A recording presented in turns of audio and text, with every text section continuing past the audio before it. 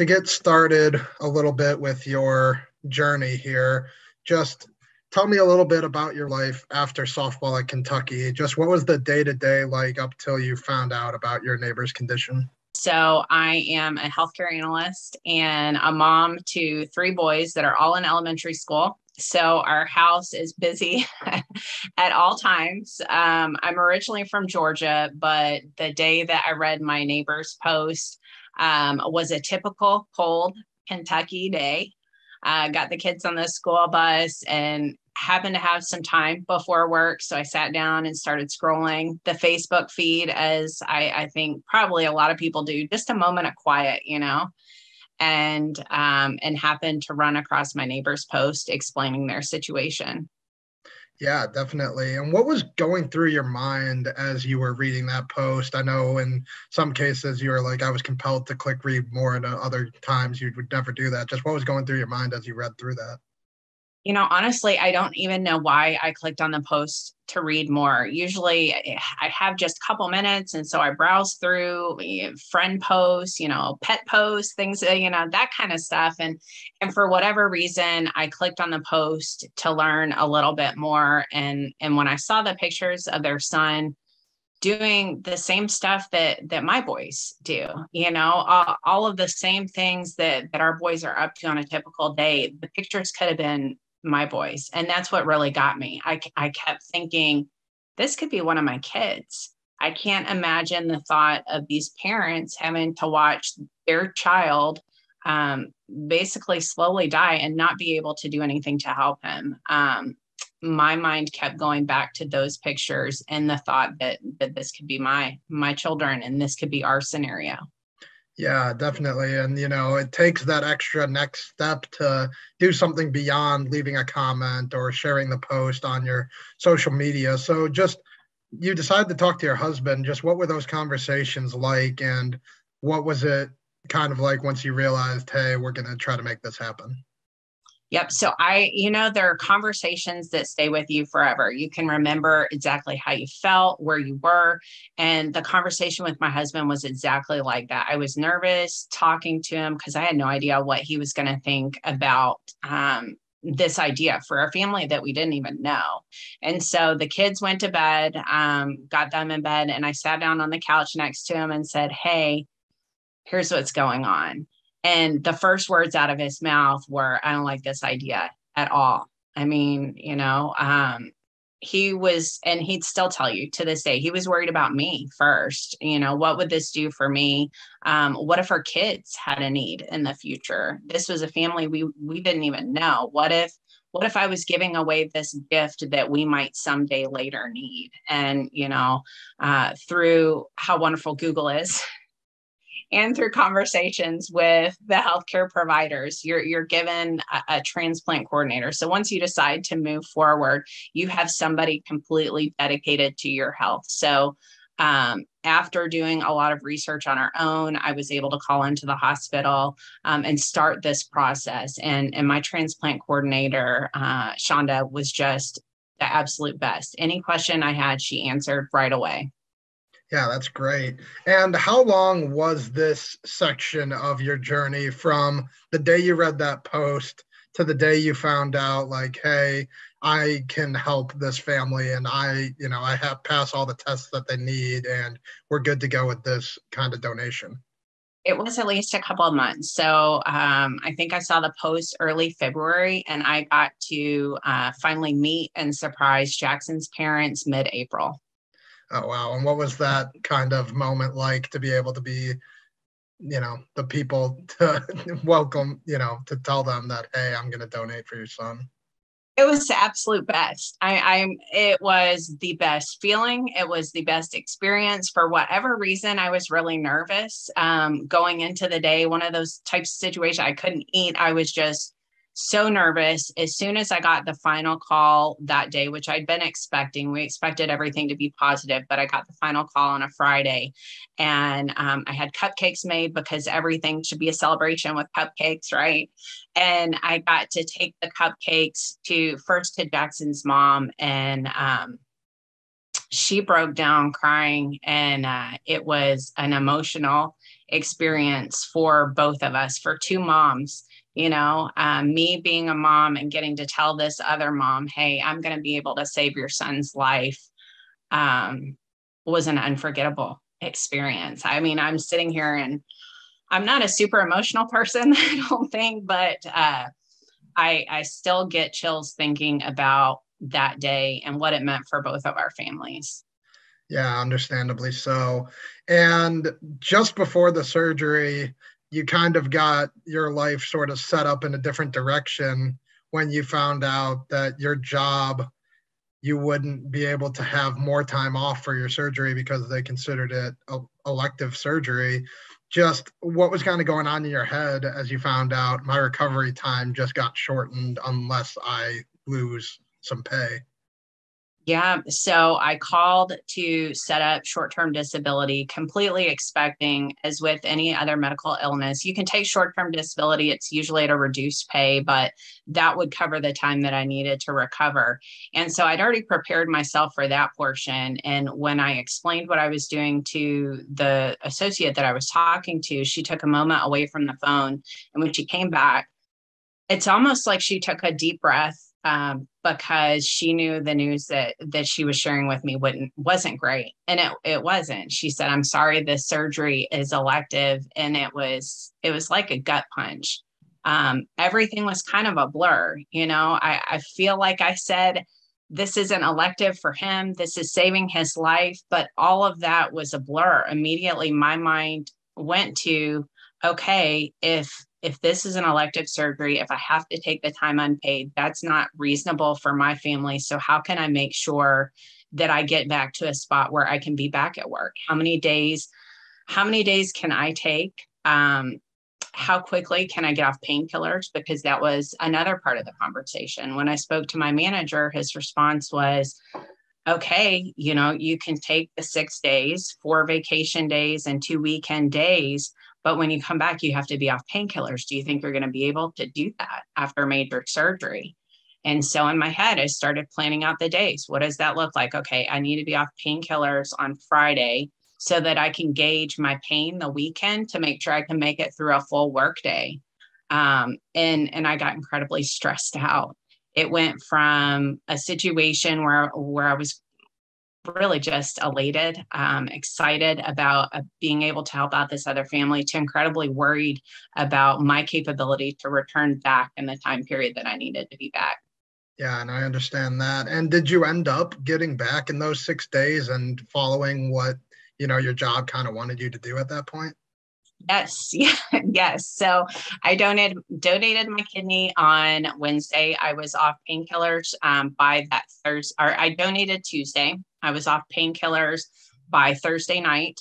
I didn't experience the type of pain that mentally I'd prepared myself for.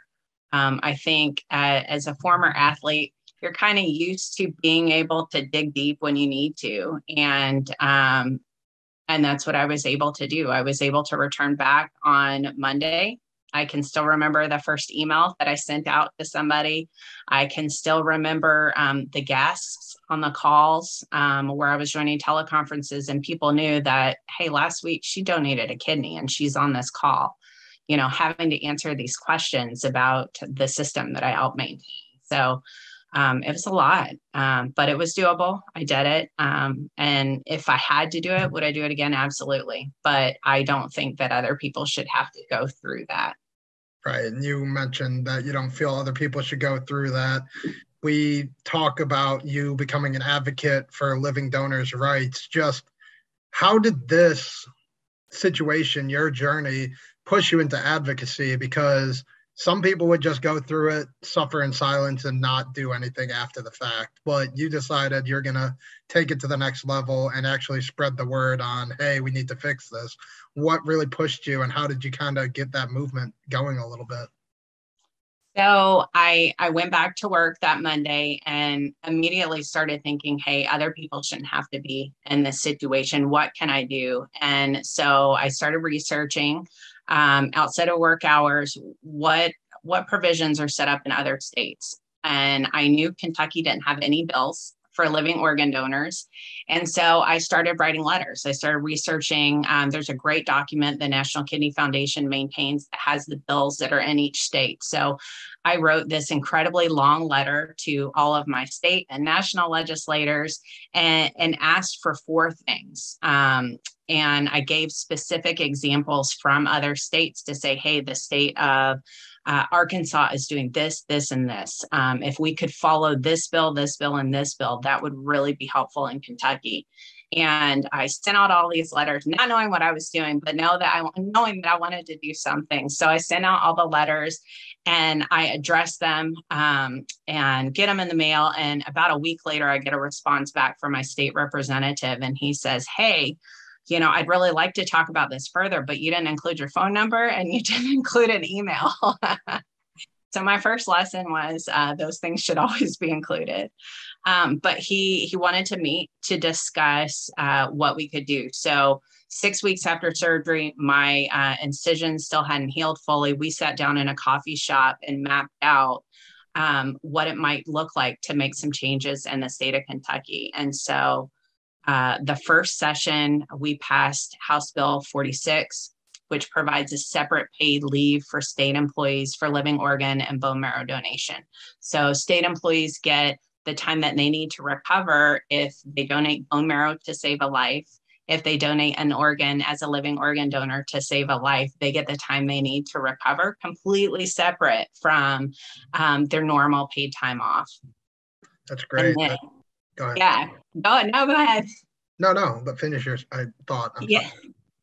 So about the same time I started, I was writing my city councilman as well and said, hey, I saw the city of Birmingham actually has a paid leave for their city employees. Is this something that we can do? And my city councilman got back to me right away and said, hey, I was actually going through testing to be a living organ donor, got to the last steps. And unfortunately, my recipient got to a point where they couldn't accept the organ anymore. So I didn't go through with it, but I want to see this happen. So then the city of Louisville became the first city to offer a separate paid leave. And then I worked with a transplant surgeon that I met on House Bill 46, and he lived in Lexington, and he really helped to drive the city of Lexington to also pass an ordinance for their employees. So now the city of Louisville and the city of Lexington also have their employees have this separate paid leave. Yeah, that's amazing. That's great. And for you, I know that this is probably secondary because just reaching out is probably how it started movement. But how has being a former athlete and being a well-recognized one in your community in the Lexington area and people knowing you in the Louisville area, just how has that kind of helped bring attention to your movement a little bit? I mean, obviously I found you because you're a former student athlete. Just how has that brought eyes to what you're trying to do here? I think, I can honestly say our team, you could probably count the number of spectators that we had at our games on two hands, maybe on a big day because we had so many out-of-state athletes, maybe going to four hands. But we didn't have the same level of recognition that student athletes have now. The Kentucky softball program now is a powerhouse. Coach Lawson has done amazing things to shine light on their team and bring in incredible talent. And what I think that she does so wonderfully is she brings alumni into alumni weekends every year, into conversations with her student athletes so that we're really involved with the program. So I think I could quite easily be an athlete that nobody knows. And perhaps a lot of people still don't know, which is okay. But I think the recognition that comes along with UK softball because of what Coach Lawson has been able to do with that program has really meant that as a former UK softball athlete, I have a little bit of credibility that comes with that, right? We were the ones that helped initially build this program, but Coach Lawson has taken it to crazy levels. I think I know that I lean on my experience as a student athlete to help propel me to make these changes. I remember, it was House Bill 46, the Capitol completely shut down. And for each of the bills, you have to go and testify to the House if you're lucky enough, to both the House and to the Senate to try to help get the bill passed. And because the Capitol was shut down, I had to testify by myself with Representative Miller. And so I was sitting in the empty room, getting prepared for testifying by myself to this group in the Senate. And I sent Coach Lawson a text, and I told her it felt like before a game, that nervousness, that excitement that comes with being ready for a game, but being completely prepared. I practiced so much. I took the same work ethic that you take to anything else in sports. I practiced and I had my story, and I had all of the research that I felt like senators might ask for, which they didn't end up, but I was as prepared as I could possibly be. So I sent this picture of the empty room before everybody came in saying, I'm ready. And I think as athletes, that's something that really our experience as athletes is something we can lean on. I was a low threes hitter, right? So for every season, I failed 7 times in every at bat. I've made it in 3, but I failed 7 times. And I think having that experience of failure and knowing that you can come back from it is what helps with advocacy. There are certainly, I haven't won every scenario that I've come to with advocacy. I'm still working on others. And I think as an athlete, that's something that you learn is how you work with others that maybe you don't agree with all the time, and how you keep pushing, even if you don't get results the first time, you don't get a hit the first time, come back. It's the same thing with advocacy. If you don't get the response that you want, I mean, these legislators are incredibly busy, but if you stay persistent and you keep coming back, I think positive things happen. Yeah, and that's amazing, and that's great. The thing is, that you're able to lean on that experience, so that's great. Looking at your movement here, your advocacy, just what has been the biggest win for you personally in this advocacy? And then what has been the biggest hurdle for you? Oh, the biggest win. I don't think I've gotten there yet. I told you in that initial letter, I asked for 4 things, and through two full legislative sessions, we've gotten 2 of them passed. There's still 2 outstanding. So I don't think I'm to my greatest win yet. And it's really, I think the coolest thing about it, and anybody who's played on a team would absolutely agree, the wins are these wonderful team wins. So it's not just my win, it's this team that we've now built of folks that are just as invested in this as me. There's a great physician out of UK, Dr. Wade, and another awesome physician out of U of L, Dr. Adamson. They're part of my team. So I have these amazing experts around me who can help really add the input they need. And then all of these other organizations that have joined, the National Kidney Foundation, Be the Match, American Kidney Fund, Dialysis Patient Citizens, the Leukemia and Lymphoma Society.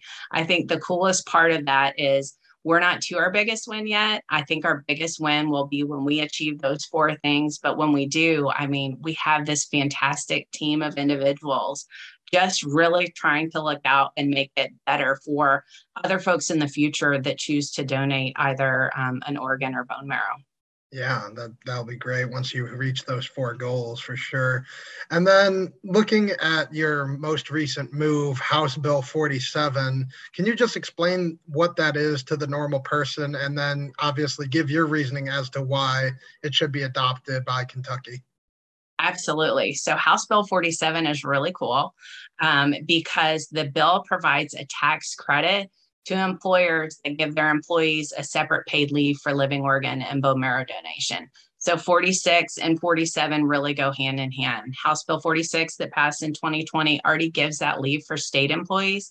House Bill 47 encourages private employers to say, hey, we really want to save lives too. We really want to invest in our employees and in their health, and offers an incentive for them to be able to do so. So there were only 75 living organ donors from the state of Kentucky last year. The goal is, what can we do if we pass this? Can we get 5 more people, 10 more people, 20 more people that with all of these barriers removed, can step forward as living organ donors. And bone marrow donation is the same way. If we remove these barriers for people, how can we save more lives? And fiscally, the money component always comes up. There just aren't a lot of us. And so there's not a giant fiscal hit on the state. And it makes a world of difference to every family that's impacted. It's almost like a ripple effect. One person donates an organ, whether it be me or somebody else, the whole family of the recipient is impacted. And then all of the folks that they work with are impacted. And it just ripples out indefinitely. It's an amazing experience. Yeah, I could believe it. Definitely understand that. And I know one of the bigger dates on your calendar just happened on January 25th, held an open online forum to discuss HB 47. Just how do you think it went, and how do you think it'll help your cause moving forward? I think it went really well. I talked about the experts who've been along with me along the path, Dr. Wade and Dr. Adamson. What I think was really wonderful about the forum is it opened an opportunity for more individuals to share their stories as well.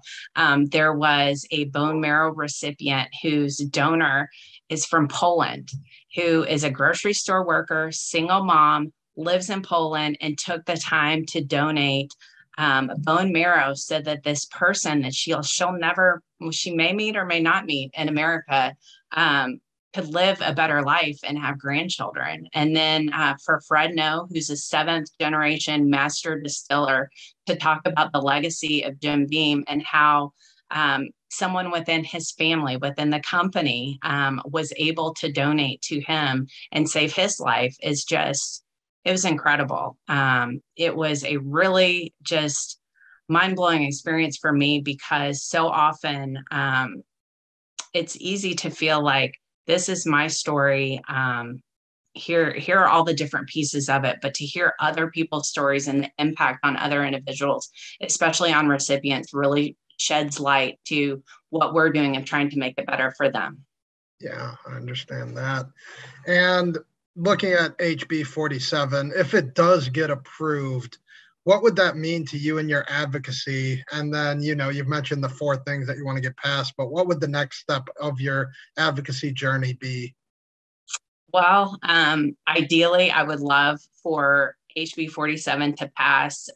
April is Donor Awareness Month, so I'm a fan of Governor Beshear signing it in April. Hopefully that's the way that it works out. And then it's really just trying to contact companies and get companies on board with offering this separate paid leave. House Bill 47 offers a step in the door, just a foot in the door, to have the conversation of why employers should offer this for their employees. So the next steps are House Bill 47 passing, and then having conversations with employers in Kentucky to ensure that they're able to take advantage of this new incentive. Yeah, definitely. That's great. So to kind of wrap up the interview here, just talking about your time at Kentucky, did you ever expect to save a life during or coming out of the school? And just how does it feel to have known, yes, definitely you saved one life, but your advocacy, your movement is on its way to saving hundreds, if not thousands, in the future? You just gave me chills just a little bit. I can say, and this is a little bit off of your question, I think coming into Kentucky, came from a small town in Georgia. I was really a little bit of a selfish individual. Not, I was a leadoff batter, but our team was really good in high school. I don't know. I had high expectations of myself, but I came to Kentucky and I really grew as a person. I really grew as a team-oriented individual, and I made friends that lasted a lifetime. I think if you look back at that freshman on the team, probably thinking I was better than I was, there's no way that person donates a kidney. Then you look at me 4 years later and the growth that I was able to achieve because of Kentucky softball, because of everything the program gave to me to become a more mature individual, a better individual. It makes a little bit more sense. the support that I had from my teammates. There's still a core group of us that are incredibly close, and they were some of the first individuals that I told I was doing this. They had my back from day one. When there are other individuals that said, hey, you donated a kidney, you've done your part, this trying to get something through the state legislature is going to be impossible. It's going to take up a lot of time and you're not going to be successful. My former teammates, when I talked to them, when I had those conversations, they were the ones saying, oh yeah, you've got this. Absolutely. I'm 100% supportive. The folks that are still in Kentucky wrote letters to their legislators saying, hey, this is my former teammate. This is what she's doing. And this is why it's important. That group of individuals, that love that I still have for every single one of them, played such an important role. So if I thought at any point that I could do this, it was because of them. It was because of their support. And I think that freshman coming in, no, there's probably no way that she would have thought to spend the time to do this and to help another family like I did. But because of my experience and because of everything I gained at UK, I definitely think that senior, maybe it was a thought for sure. Awesome. Thank you so much. And you have a good rest of your day and good luck. Thank you. Appreciate it, Logan. Nice to meet you.